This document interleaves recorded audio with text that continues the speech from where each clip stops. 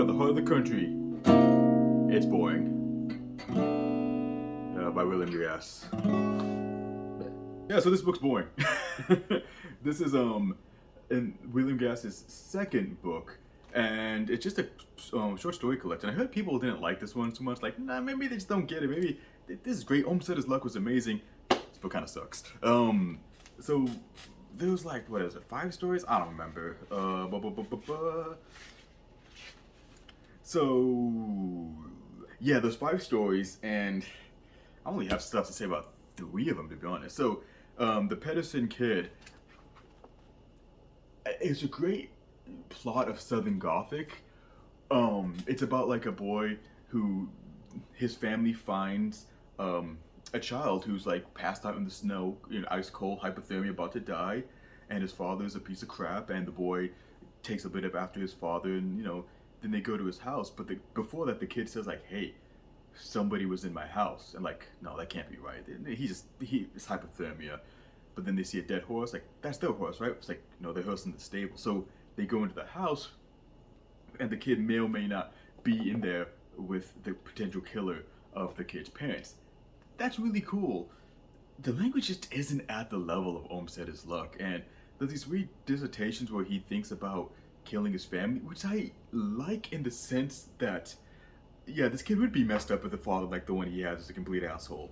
But it just, it just kind of like is so abrupt into the story, like, wait, what? And it's like, oh, so this is all in his head?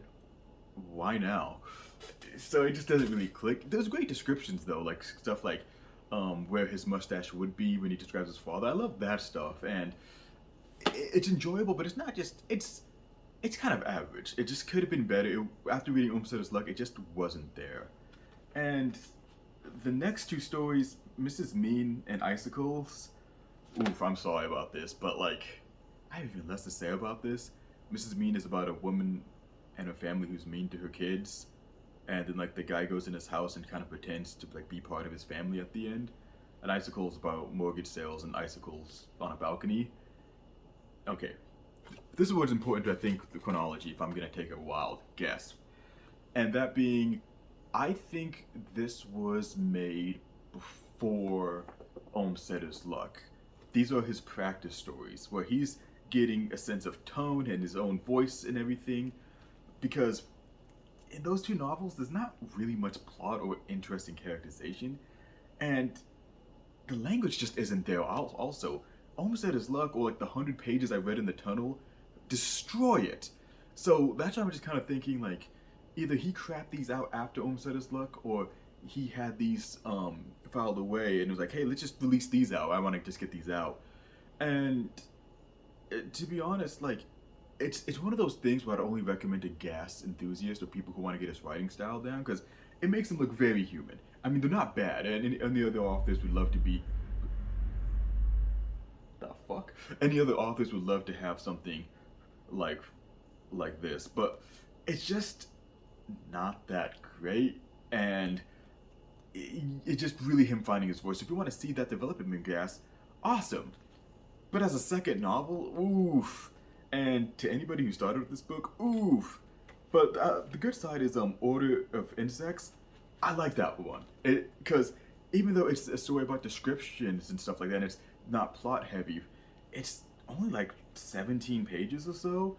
And the nice thing about it is, like, you ever look at those lithographs where like it's those, which is like the drawing of animals that they have in a lot of naturalist books and everything like that, and the old ones where it's like really line and well drawn.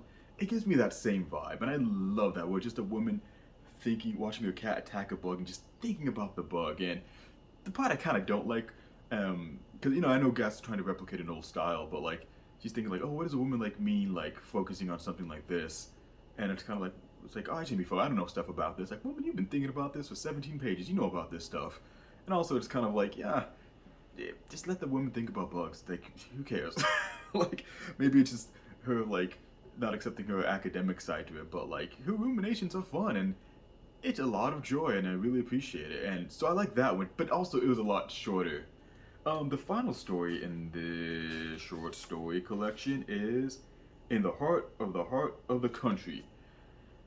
And I feel like this is where Gas really starts to develop because while Mrs. Mean and Icicles was just kind of one note with the setting, this jumps around to all. It's about a guy just moving, a man or woman moving into a small town, and experiencing that town, and just moving to all the different aspects of the town. And this is one of his best stories in there, just because you really get a feel. This is the setting just really pops out of you, and yeah, there's not that much plot or characterization, but that level of characterization you kind of feel through the setting of the novel that make like, oh, New York is a character, kind of like that kind of dumb thing.